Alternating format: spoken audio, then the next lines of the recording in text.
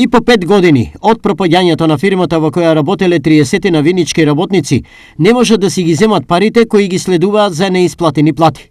Во просек на секој од нив поединечна фирмата им должи од 80 до 130.000 денари. Ние имаме проблем. 2017 година дојде фирмата у стечај. И должен ни газата 133.000. И требаше да ни исплаќа од 2021 првата рата, а ништо од тоа.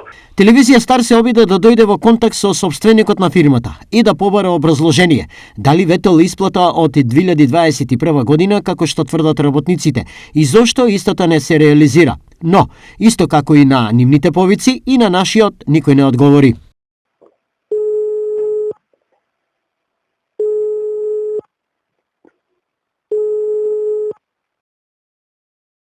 Од друга страна, од синдикатот работниците ги советуваат своите права да си ги бараат по следниот пат.